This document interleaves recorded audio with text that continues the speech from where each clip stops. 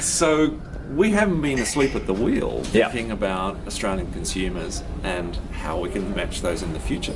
You know, so the biggest question in this company across that whole lifetime, what do you reckon that's been? What do you reckon our research lab every single time comes back with? This is the question. The biggest question. Yeah, in real estate today, in digital real estate, what's the number one question? I don't know. So people suggest, how much is my house worth? So you look at the amount of money. That's the number one question. No, it's a red herring, not the number one question at all. Because I was going to think something like that. Millions of dollars in startups around what is my house, what is it? Yeah, well you think Kaggle competitions for that. Precisely, and it's a really interesting behavioural economics problem, but it's not the problem. Yeah, so where do I want to live? No, you got that figured out as well. The number one problem in real estate today is what is the name and phone number of the best real estate agent in my area, a real estate agent that I can trust. You want to match with the best real estate agent, and that's what we're chasing down. That's what the end point is. Now, is the if matching. you want to know who's got that data, that's us. Okay. I love it. So this part of the building here is really important. It's got the R&D lab on that side, which is all about tech in the kind of 2 to 10 year horizon. Yeah. And behind you is our research lab. So this is called the observatory because we basically practice a form of anthropology in here in terms of observing consumers of all kinds. They come in, we seek them at these places, we can put headsets on them, and we, in this day and age, consumers are pretty sophisticated in Australia. Yeah. We can go in there and have a look. Yeah. Access all areas. Now, consumers are getting very smart, so too many of them have got marketing degrees, and if you're just doing plain survey-based research, you're missing out on a huge amount of observational data. Well, that's it, right? So we use various forms of glasses to eye track you. So you might say you're looking at this and you're concerned about that, and in fact you're looking at the photograph of the real estate agent trying to work out if you can trust them or not. So we have to be kind of pretty open in our research, and it's much more social science than any kind of just pure out statistical survey. Well, it's like a combination, right? It's the crossover between the technical techniques and the social sciences and the psychology. I've got so much data coming from those sites. Yeah. We've had that for years. It's about what other insights can you get. So that crazy headset there is the fact that over in the other lab where we're doing work into virtual reality and property, we're from day one we're interested in the data. What are they looking at actually? Because once you lose someone inside a headset experience of a property tour, you've got no idea what they're looking at. Yeah.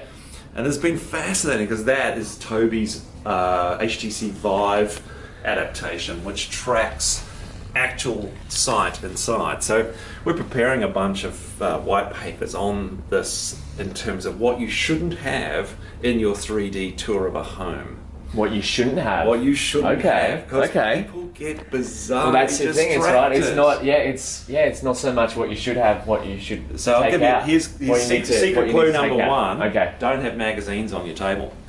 Because people straight to the magazine cover. Yep. That's what magazine covers are made for, right? It's to lure the eyes. Yeah. So we watch the little the hot spots. Keep the table blank. Yep. The hot spots inside the 3D tours. Yeah. We're just looking at, and then we have a go ourselves, and we are distracted by them. You go, it's solid. That's what they're made for, right? So this is the lab for that, and it includes all sorts of tools, fun technology. We've invested a little bit in terms of the kind of the emotional stress that people are going to suffer. So it's like a headset. It is a headset. So it's measuring cognitive load. So how much work are we forcing people to do with the website that we have? And it's based on a brilliant piece of research reported by this American UX product person, Kathy Sierra, about, and she wrote this article saying, your website makes me fat.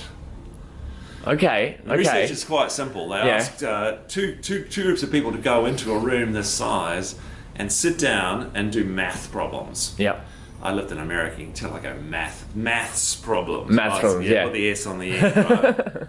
And they gave some of them relatively simple ones that they could get through and a bit of memory, those kind of things, and some of them were like year 12 hard shit. Hard stuff. Yeah. Yep. So they then get done, they're finished, they have the paper set, and they go outside the room to the next room along. And this is secretly where the research actually begins. So the math problems were nothing to really do with it. Okay. On the tables outside the room, they have healthy snacks and food, and they have a table full of chocolate cakes and other things. Okay. I get you. 100%. Yeah. If you were given the hard math problems, straight to the sugar.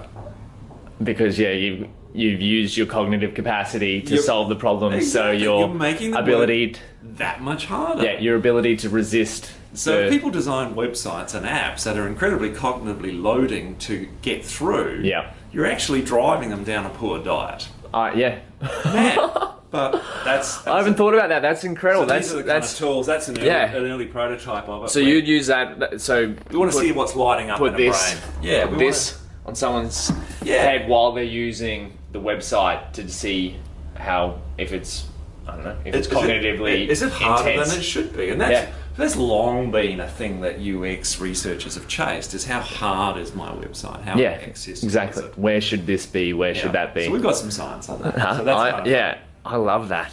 I love that. In the life of our company, the mid-90s through to today, in the mid-90s, people were dealing with film cameras. Yep. And they were getting their shots of the house, taking them to the pharmacy. You would not. Your generation, no idea. No, I'm instant upload. And like live stream even would be delayed because a 36 frame film cost so much money that you didn't. I'll finish the film off before I take it up to the pharmacy to get developed. They'd handwrite the description of the property, get the photos printed, and post them into realestate.com.au to make a listing. Wow. So that's 1995, 96. 1995, If you were the greatest real estate agent in the... You had the flip phone. One of those. A Motorola StarTAC. That's like, no iPhone. 1996 calling. Now we've got... There we go. Pretty similar size, but one thing's changed completely. What's that? The fact that this has apps and access to the internet. Look at that screen. It's tiny. It's just miniature, and you want to be able to... we clicked buttons, and the screen was just about the numbers. You could still make phone calls, which is that's the most important thing. We're awesome at phone calls, which was incredibly important for that people contact. And then, this is an indulgence on my part, the Palm Pilot. So you had a diary, notes, and your contacts were listed inside here, linked to So that's the original iPhone. Yeah, so OG iPhone. And it starts to explode. We got 98, the year that Steve brought in this incredible app. Deleted 21 models of a Mac computer, and came down to this and a laptop. That's it. Yep. They had dozens of models. I didn't know that. I worked for Apple. I didn't know that. So this is it. This is the memorable, most incredible. All of these things work. That's my pride and joy. And that deleted this, which was a really interesting dead end, the Newton. So this is... I remember. That was one of Apple's biggest failures. And just couldn't get it to work reliably. So a pen-based tablet. Yeah. But you look at the similarities between that and an iPad today. Yeah. The difference was you could store the entire internet on this one because it had... You ready? 2 megabytes of flash storage. Just incredible. You could get the entire web on there. That is... Died at about the same time this was brought in, going, you know what, we've got to kill some lines, we've got to simplify our business. I love that. That's the fact that I didn't know that they went from 21 to... That's probably why they're where they are today. That is exactly it. It's about focus. And then all of us who make a lot of products, that's a really important lesson. You don't want to be 80% in 20 different things rather than 101 or so 2. When you were very young, you might have been a few of these internet appliances left over. That's a 3Com. What is that? That's how you connected to the internet in a world of not having web browsers and those kind of things. It's basically that's your pen. That's such an interesting design. That's a beautiful design. Yeah. It's got that. That was the early web. Reminds me of the Apple Pencil now. It's like something out of the Jetsons, isn't it? I love it for that. Well, these were all yours. A lot of these are all mine. Wow. That's incredible. The whole team pitched in. Yep. The early 2000s, the Macs, this is possibly the most beautiful Mac ever made. I think so. The sunflower design. Especially how fluid that is. It's just a real architect's machine. We're starting to see digital, we're starting to see pages, which weren't only for drug dealers, they're also for real estate agents, so you get alerted to I remember doctors. A message, those kind of things. Doctors as well. And phones started becoming, Nokia was very, very dominant in this period of I think time. I had one of these similar to that. Yeah, that's my mum's actually. It still runs. With Snake. It's got Snake on it. Yeah. I remember, not even kidding. I had a phone like this, and we were playing catch with it because it was just so robust. It's so solid. So yeah, you could throw it battery at ran school. out after 3 days though. Yeah, that was pretty exactly. terrible. So we were throwing it and just playing, like hitting it, and then hit the ground. It would bust into pieces. Rebuild it. Truly amazing, aren't they? That started to grow into these kind of Windows-based. I think I remember devices. seeing one of my primary school teachers had one of It was them. never great, but it was okay. Digital cameras, and then this probably represents another era of design again. Now That was my first iPod. it's thousands of songs, storage in your pocket, and what people don't remember about this era is this was hooked to your own collection, so there was no store in the beginning. So you put all your own songs on there. Yeah, and that was all we thought it was for. Yeah. There was no understanding of the iTunes store and being able to download. That was another generation again. Yeah. That's coming through these generations where, Macs are starting to look fantastic compared to IBMs. It's And still that case. This is actually a critical juxtaposition in the whole thing is the keyboard and the phone. So this was amazing amount of tech. Now, why would they put a keyboard all of a sudden? Yeah. Because you needed more input. What's the thing you want to do online that's going to make you have a keyboard? Email. So now the ability to get an email client onto a small device becomes quite critical. And the hell we live in today of connected 24/7 is largely Because this of that. device. Yes, it is. It is a blessing and a curse. Nicer cameras, higher megapixels, and then this is the pivotal year. So this is 2007. Yep. I remember this. In I've March, still got mine of that. This was the hottest phone in the marketplace. Big screen. It had navigation through a mouse, so not touch Is that the screen. N95? Yeah, it is. Yeah, I remember And, that. You clicked it and it worked, and it had this very satisfying clunking. Yeah. screen. So imagine coming out with that and At the start of the year. phone. The headlines from this was 1 billion customers. Can anyone catch Nokia, the cell phone king? Wow. And then piece of junk hits the marketplace. My precious one there. In June 2007. Wow. Now, that was pretty poor at navigating the internet. Had no apps. 3G. Wasn't even an app store till iOS 2. Yep, and the phone's just terrible. It dropped the calls. The phone chip in it was acknowledged to be terrible. And worked on Wi-Fi. The screen's low res, and a lot of people made a huge mistake that wasn't going to be a thing, me included. Really? So at the time I worked in a company called Lonely Planet, who made travel guides, right? Travel guides, If I say Lonely Planet to your generation, you look at me like, what? I've seen the blue books. Some sort of dating The blue site. books, right? Yeah. No, it was a thing, and we were kind of trying to go, what's digital? What does travel look like in a digital future? Yeah. And the one thing we were certain of was that nobody was going to travel to London with a $1,500 computer in their pocket. And get that out of their pocket in Soho and look for a place to find a coffee. Was never going to happen. There. No, they want to refer to the rocked book. in a minute. Yeah. Wow, how wrong were we? We were totally wrong. And now people are buying homes through that. And it is the innovator's dilemma, classically for us, was going, well, what can you get? Oh, you can get a Google map, but it's rubbish. Yeah. You can look at TripAdvisor, but it's confusing. Yeah. And this thing, I mean, like you're in a pub quiz and you looked up who was the kind of the premiership team in 1996. It cost you $2. But 3G plans cost a fortune. Back in the day. Yeah.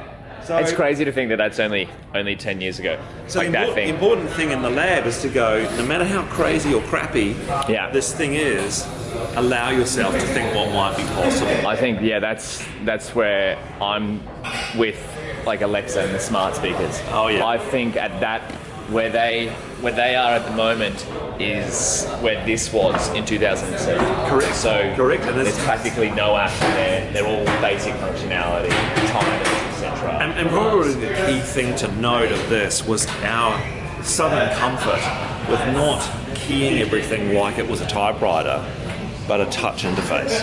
Yeah. Now, when that was one of the objections of it, oh no, like, who wants to touch the glass? Yeah. Nokia's greatest fail was their climate. So in Scandinavia, so cold, everyone's got gloves on, don't work with the No electrostatic way. screen. And that's California, And- so it's warm. Yeah, and they're going, Nokia going, well, how can that be a thing? Nobody can use the phone.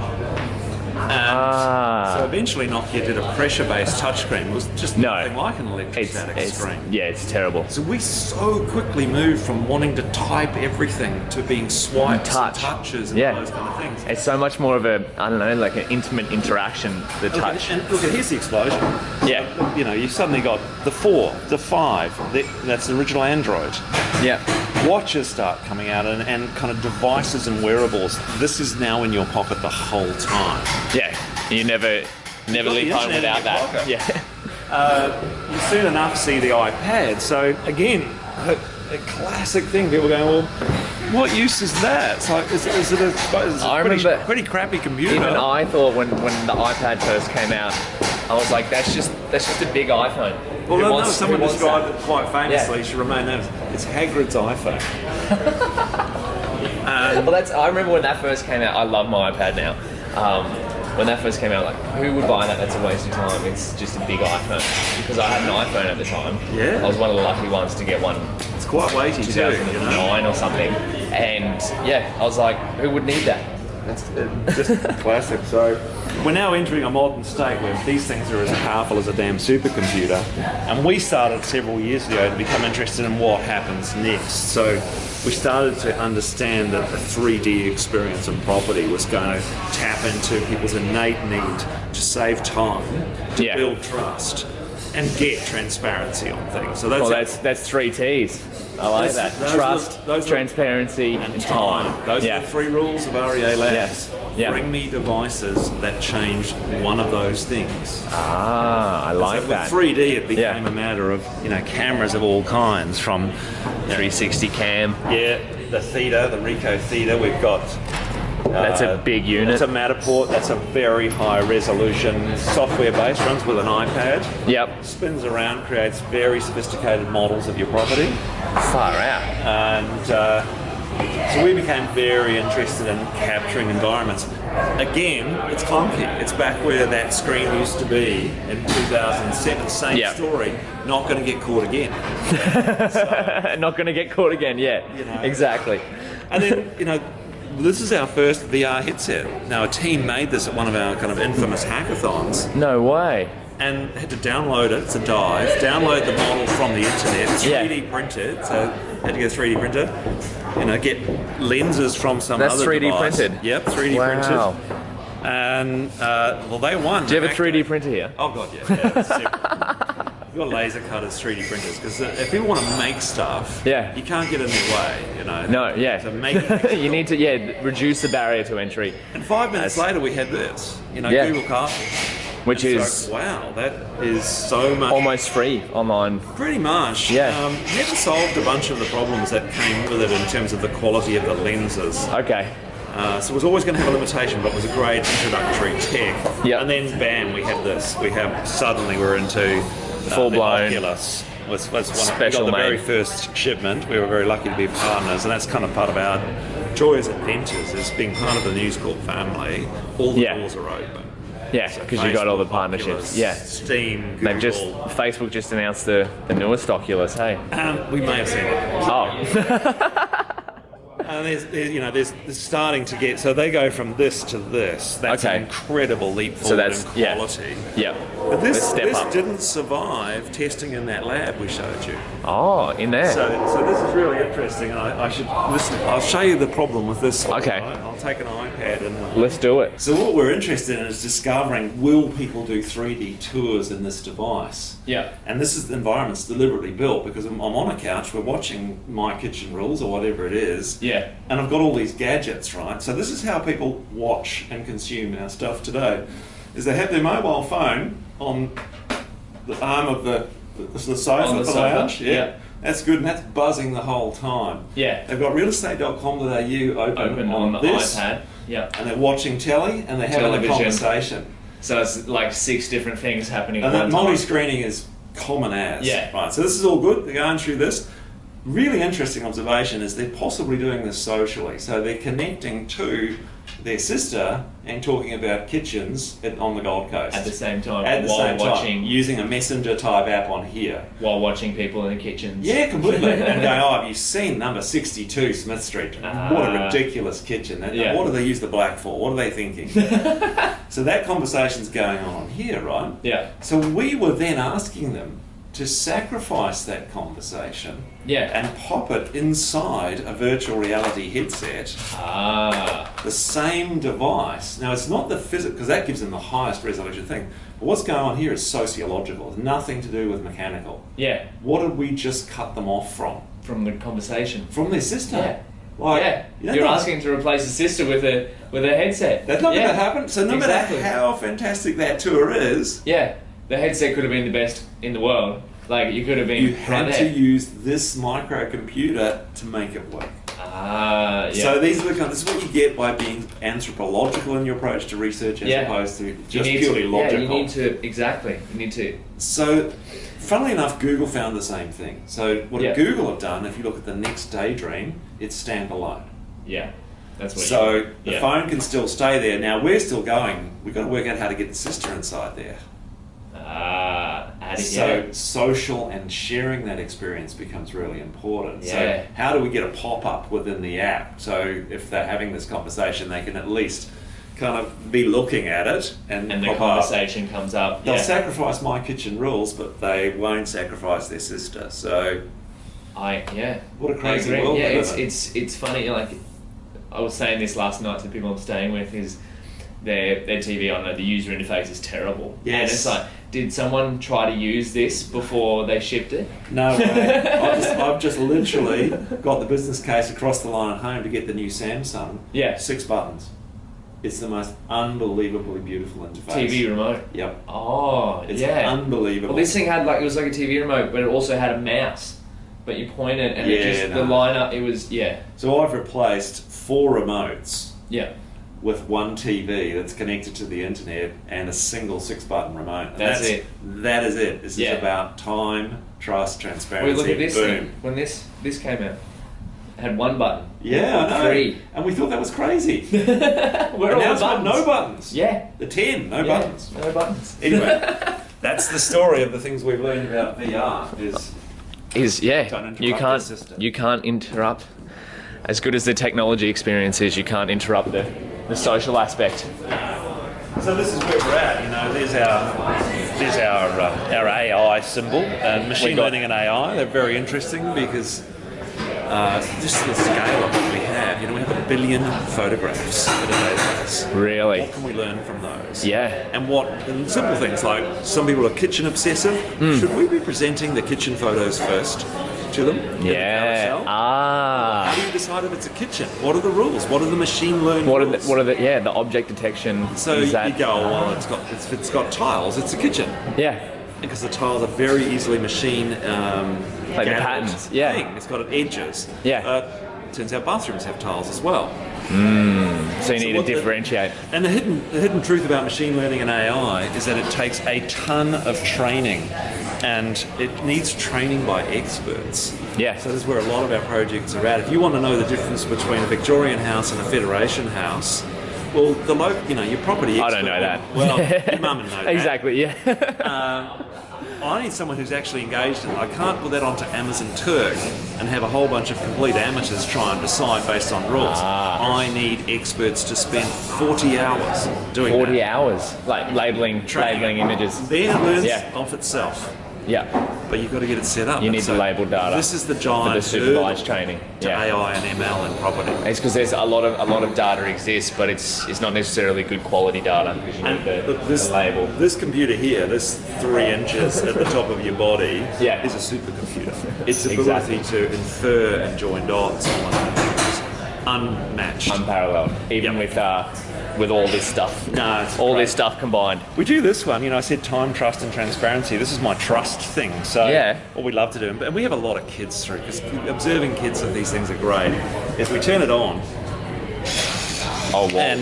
And it's actually the arm off a very large Android model that's open source that someone's built. You can see it in the Singapore Art Science Museum. We kind of, Daniel ran out of energy after the arm because it's all 3D printed and hand constructed, right? Really? And it's not robotic in the sense that it doesn't have a brain. It's purely mechanical. Yep. All we ask kids to do is put their hand in the hand. And how do they feel about that? Is it going to grab me? Oh, wow. And it just creates an interesting emotional state.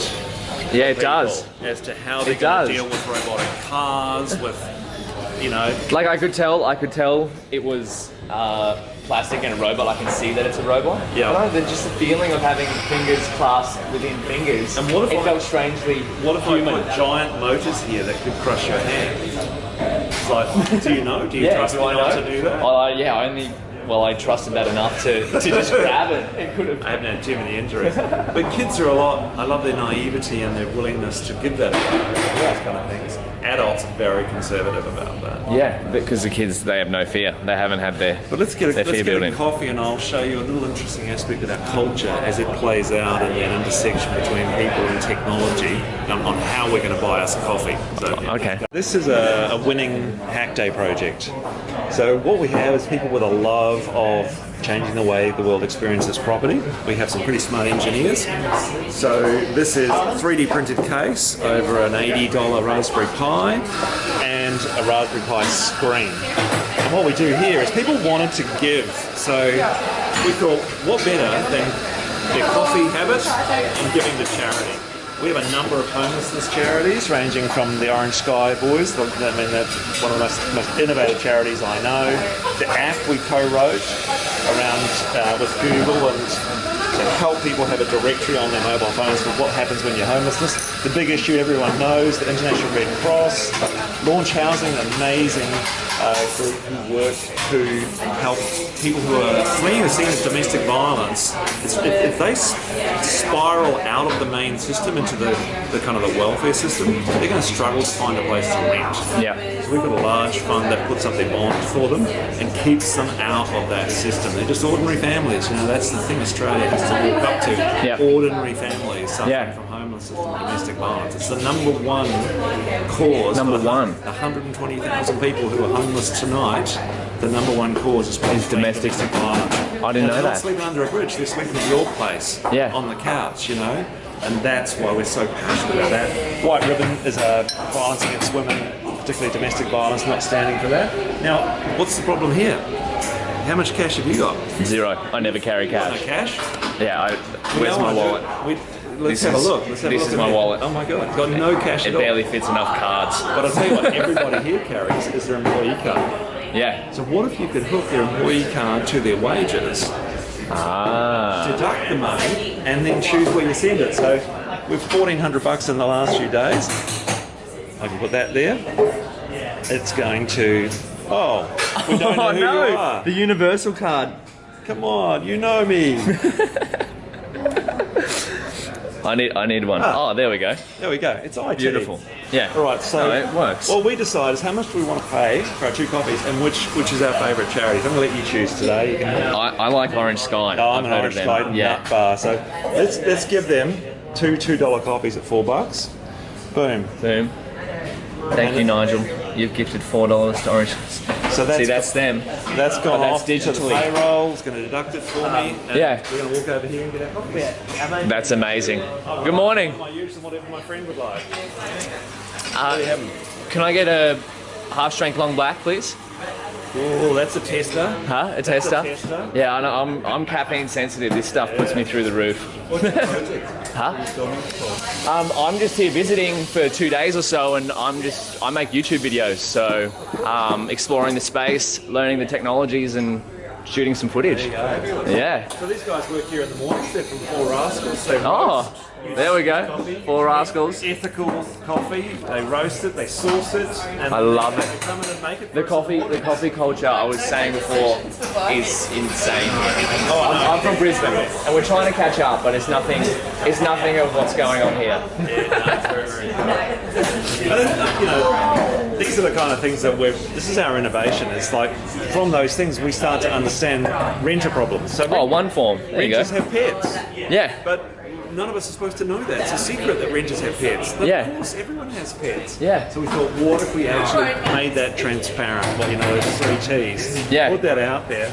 24 hours, we've got 4,000 dog and cat profiles put onto the app, which is an indication of our scale. I mean, we get 2 million applications a year. And that's just an indication of how much people love their pet. They're going to make it full blown. Completely. Well, that's the same with me. I have 2 dogs. Shout out to Bella and Seven. Beautiful. Amazing. Thank you very much. Cheers. Excellent. Even Beautiful. Our coffees are themed with the Cheers, culture mate. of REA. Thank you. Come. This is it's very hot. Yeah, I'll just film and walk, whatever. So there's 3 elements to how realestate.com.au, the REA Group, works. And they're all thought about quite deliberately to give us a sense of resilience and organisational health. Those are key words. One is the way we work, the system of work, like how does the factory actually operate? One is the people who work here. Yeah. And that's our org structure, which is weird. People work in multidisciplinary, small teams sitting at a desk together, solving problems on a daily basis. 10 people? Yeah, up to 10. Up to 10, And then the third piece is the architecture of the building. So that's very deliberate. Yeah. Moved in 4 You were years saying ago. it's built off the humanistic design. It is, and it Yeah. came from a group of architects, 2 brothers who escaped Germany after World War II and had this philosophy. You can imagine Germany after World War II was a disaster, wanting to rebuild more utopian type societies. Yeah. And they had this thing called Bürolandschaft, so which is the office as a landscape. And you deliberately architect according to how you would like your society to build. So interestingly, Facebook's new office is built on Bürolandschaft principles. So you think forward, and then what do we want this space to look like in the future? Yes. And design that from the ground up. And very humanistic. What are the people and cultural values you're trying to get? Yeah. So this building is designed to be a village. Yep. It's a 5-story village. On this flooring material here, you see that is the piazza in the middle of the village. It has the double bonus of being sound deadening. So really interesting so this science. is- It breaks the sound waves as they hit them. Just the floor. Yeah. So Yeah, I was going to say, it's very, people are talking, but it's still quiet. it's you can ridiculously expensive. hear what's Concrete would have happening. been a lot cheaper. The poor guy who had to lay it, they lay this by hand. Hand. Yep. And it's an incredible material. You wouldn't think about that, just walking over it. No. No, And, but you it's know, for it the to devil's stay in the down and not details. turn into gravel. You Yeah. know, like sweeping the gravel at night. That's Yep. pretty special. So That's what- the piazza down the middle of the village on this level Yep. has little shops and offices and cafe spaces and meeting spaces and drop-in spaces, just like you would have in the piazza of a small Italian village if you're travelling there. Yeah, little nooks and crannies and So that's the piazza. These are the neighbourhoods. So Yep. the larger, where you see a group of desks like this is a neighbourhood. so this area, this is what's Yeah, called with the the carpet neighbourhood. on it, and some Yep. of them even have street names. That's kind of part of the thing Oh, that there we we go. do, because we're into geography and cities and Yeah. those kind of things. Now, how it works from there is that our entire organisation is divided up into about 50 squads, we call them. They're multidisciplinary squads. Building yep. things for customers and consumers. So we have those roll up into lines of business. So we know that the way residential real estate works is different to commercial real estate. Yep. It's different to property developers. Yep. And it's different again, the needs of those customers to the world of media. So we have, tens of millions of dollars worth of advertising on that site, because if you want to connect with young to mid-aged Australians with a bit of money looking to find a home, we're the place to come. Yeah. And we have our international, and then we have a couple of little startup type Yep. of lines of business as well. Yeah. So your it's line of- massive. It's massive. That's 52 of how do you those. get them single all one- together? Every single one multidisciplinary. Yeah. So it's just made up of squads. So how much Yeah. money do you need to run commercial real estate? Well, how Yeah. many squads can you justify and afford? What's your ambition? Are you building new?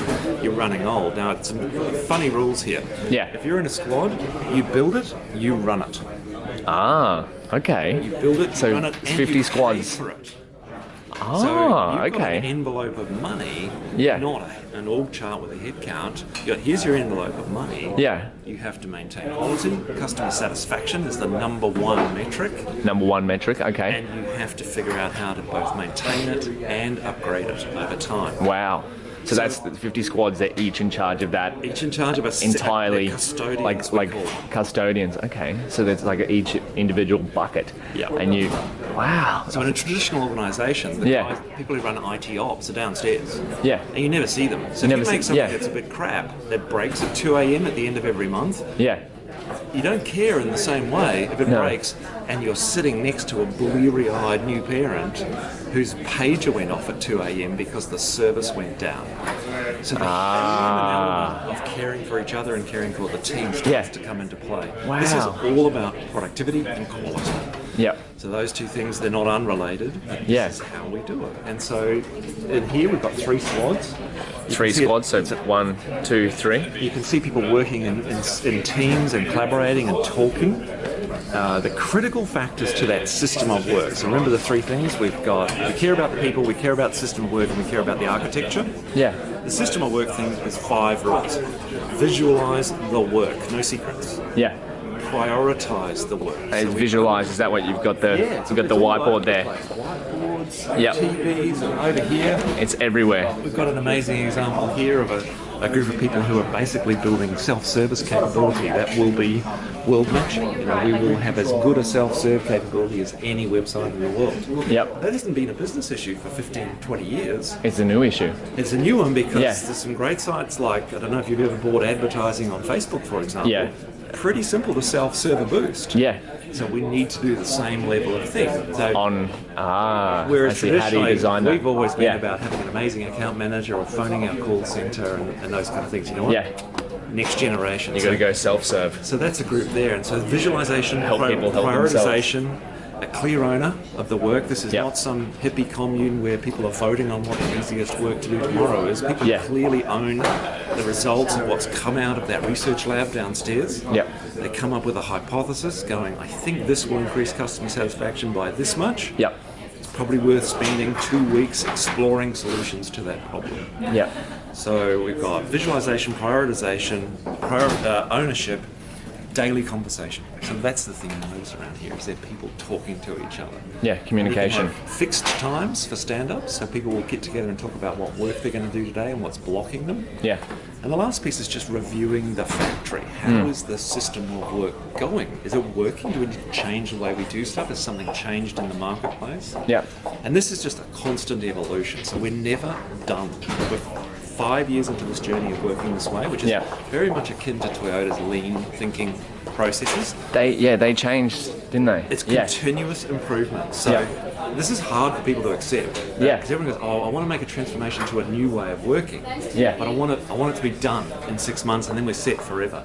We don't believe that's possible. No. It's constant. Customers are changing, technology is changing, markets are changing. Yeah. I never thought we'd have, 6 years ago, did I think we'd have customers from China looking at 3D tours on our sites? No. Science fiction. It's Black Mirror. How do you? You're kidding me. How do you account for that? Yeah. You don't know what's going to change. You've got to be resilient to that kind of change, which is those 3 things: the people, the way you work, and the architecture of your workplace. Look at the way these are not square. Nothing in the marketplace is square, which I've driven a few kind of people crazy with. They go, "What, didn't you just think about getting a nice straight line down here?" Look. Was your ruler messed up? What's going on? This is very. It's akin to life. Because look, it creates these little nooks and crannies, which are great little places to feel safe in and trying to figure out what it is you're doing. Now, that's a good example. You can see everything about that project there. You can see the team, you can see the squads, what are they working on, where are they up to. It's the whole 9 yards. We've got the 3 squads there. And that's visualization. That's visualization. And communication. So we have, visitors from Toyota from all over the world coming to see this because this is the grandchild of their production systems from the 50s. And they look and go, whoa, you're not making cars, but you're working collaboratively in teams, you're automating some things, keeping it human on other things. Yeah. And that's kind of what we built. A lot of stuff gets built in pairs, for example. Like you look at these 2 guys over here, they basically got one screen with code on it, and there's a driver and a co-driver, a pilot and a co-pilot. Yeah. This increases the quality of what you build and reduces the cost of what you build. Because the cost of building software, say a new page on an iPhone app, isn't getting it into market. 80% of the cost is once it's gone to market and you have to maintain and change it over the next 5 years. Wow. Yeah. So if you can build quality up front, you'll halve the cost of ownership over its lifetime. You need to start with a good Do foundation. That, 2 pairs of eyes. Different skills. Because one person will miss something, the other person One's great at writing test cases, one's great at really creative thinking around solving problems with code. Yeah. That's a really powerful pair. Yeah. And that runs throughout the business in all sorts of different places. You might get an accountant sitting with a product manager. You might get a designer sitting with a software developer. That's pairing. And that's really vital to the quality of what we do. So we'll take a walk down. We'll get to see the rinse and repeat of our factory operating model, just with squad after squad after squad. Look at this. So all of these individual squads? Yeah. And Yeah. you've got over here, you've got a stand-up happening. Yep. So a group of people working out, well, what are the priorities? The work's already visualised. It was there from Friday. They got some work done. Yep. It's what happens next. So one of the challenges of this workplace is people come in and they go, oh, it's like everyone's so happy. They're smiling. It's just a bunch of hippies voting on what the easiest work is to do. Couldn't be further from the truth. Everything's come out of that lab with a hypothesis, with a number, with an idea of what is it going to change. Data behind it. It's pretty hard-assed in terms of its management methodologies. Yep. But we have such a humanistic workplace and such amazing people. They make it work. This is phenomenal. Standing desk as well. I'm a big fan of that. Yeah, we've got about 30% on a standing desk. Yep. Accordingly. That's pretty good for your health, having that variety. Oh, whoa. Another aspect. You're right, it keeps going. Yeah. So here's another aspect of our workplace architecture is the connection between the levels. So we've got these half levels. That's level 2.5 there. Nobody gets a fixed desk. Oh, really? So if you're within a set of teams, like residential real estate, you have a neighbourhood. But you'll go, there's enough desks there every single day to find one, but you clean it off at the end of the night and put your stuff in a locker. Wow. Really? So this allows incredible flexibility of how people work. If they want to work side by side for a day, that's great. If they want to work at the big table or in some soft furnishings or in a small room for the day, they can do that, and there are no wasted desks. You can have a little independent kind of focused thinking zone to work in if you want to. And that's called activity-based working. You do the workplace according to the activity you're doing. So you don't have to be in your neighbourhood to do that. You can go and sit down here or be anywhere accordingly. And that's what they're neighbourhoods. That's what the neighbourhoods are. So it's incredibly flexible for when people need to move around and change accordingly.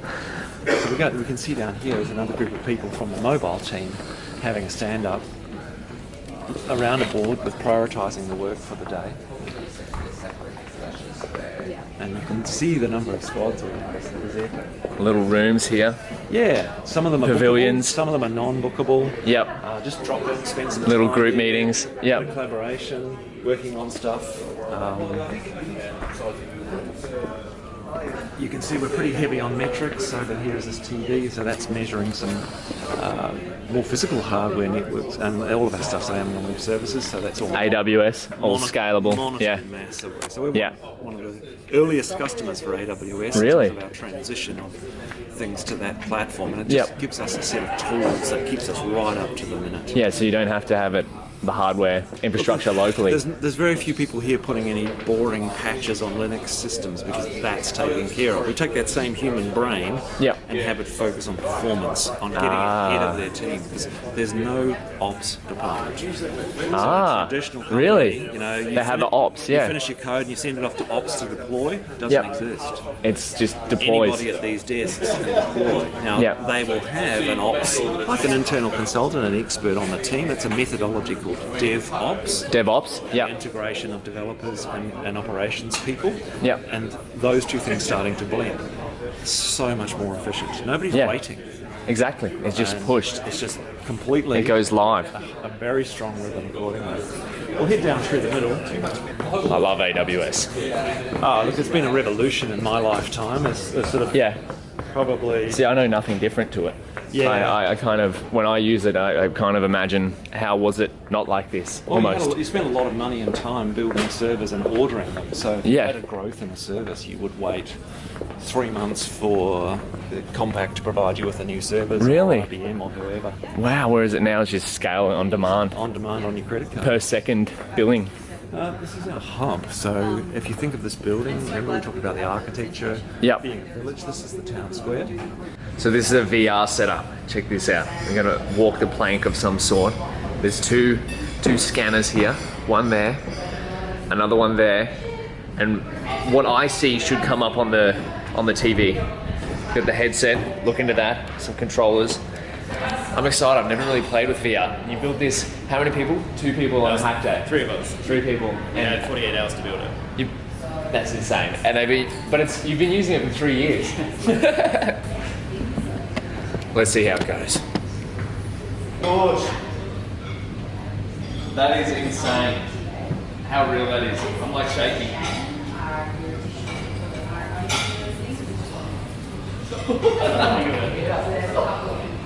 That's so submersive. I was in it.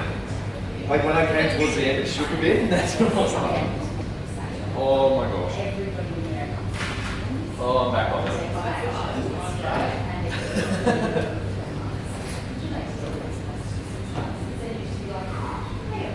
1.5 inches off the ground in real life, but 5 stories off in this headset. You can probably see it on there, I'm not sure.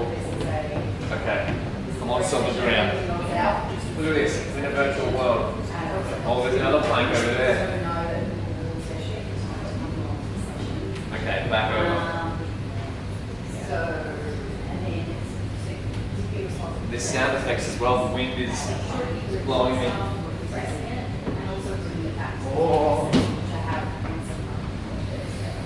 Man! Coming back into the room is so surreal. You come back into it. So one of the questions I was asking is, why don't you step off? Oh. What do you think would happen? I fall? Would I fall in the thing? Yeah. I want to test that out.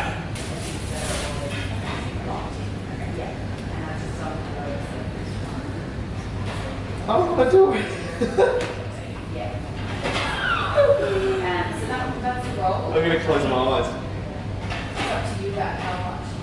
Oh, I'm going to fall over, aren't I? Oh!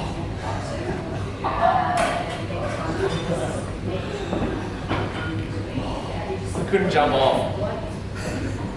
That means you're not a psychopath. That is, I was... So that's the most effective hack day project we ever did.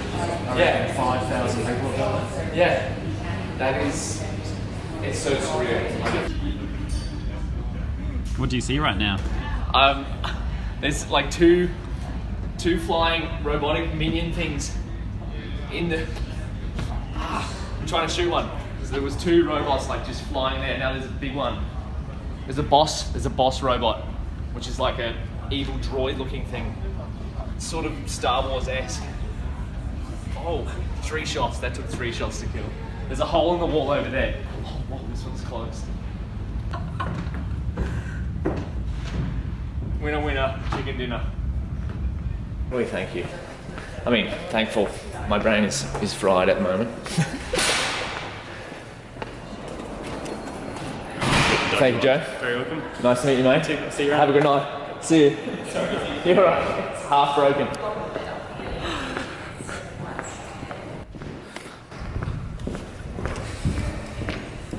What a day. My brain is officially almost at its peak in terms of information overload. I've learned so much. I'm so thankful for the experience, from everything from VR, playing with HoloLens, to playing with Vive, to building avatars for real estate, to exploring houses from the inside. It was incredible. I got to talk with data scientists, and I've got some tips actually from one of the data science, the lead of the data science team, in charge of about 12 people or so, about some ways, or what he looks for in a data scientist. So I'll probably put that into some form of article or actual video, because I've got so much footage.